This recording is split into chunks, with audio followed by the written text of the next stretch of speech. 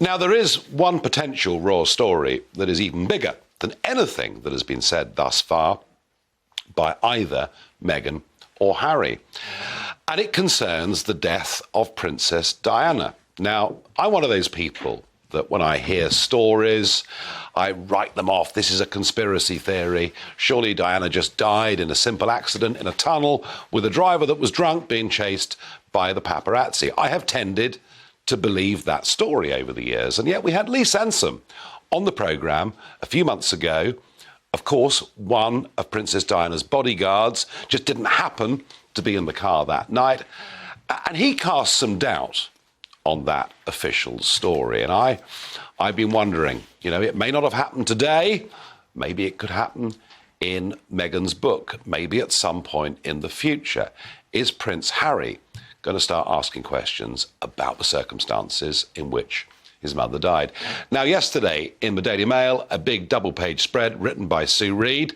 Sue, you've followed this story for many, many, many years, and it appears there are some inconsistencies with the official account of what really happened. I think that's a very polite remark from you, Nigel. I'm rarely accused of that, so thank you. One of the things that has come up consistently since I wrote the article is why wasn't Diana wearing a seatbelt? Well, I can tell you why she wasn't wearing a seatbelt. It wasn't working in her seat. Really? Yes, and David Price, the transport investigator who was commissioned by Scotland Yard to look at it, said so himself. His evidence was not given to the inquest, nor was he called to say that at the inquest. Hundreds of witnesses were not called to the inquest. Hundreds of testimonies were not given to the inquest. The inquest was deliberately skewed.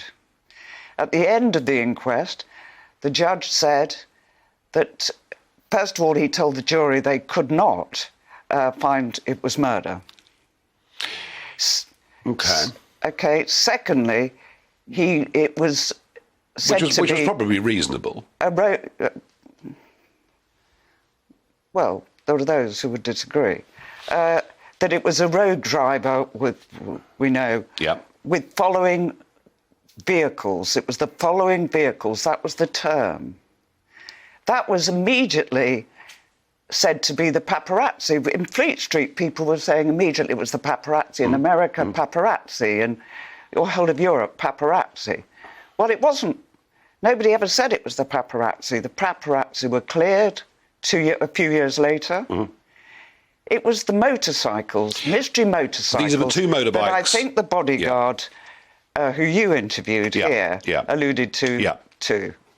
There were mystery motorcycles in that tunnel. So you've been motorbikes, powerful motorbikes. You've been working on this story and writing about this story and the inconsistencies for a very long time. Yeah.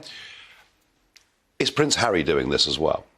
Prince Harry has definitely been looking at this. He drove through the tunnel. Some of the stories today say he went back and has driven through the tunnel twice at the speed of the Diana's driver. Whether he's looked further than that, I don't know, or whether he'll publish anything or say anything further, I don't know. But all I know is that I was approached, other journalists were approached. You were approached? Yeah. The French investigators have definitely been approached. Wow. So whether it comes out from him in the future, or even Meghan, of course. Yeah, it could come in Meghan. I mean, Sue Reid, really interesting. This would be a much bigger bombshell than anything that has come so far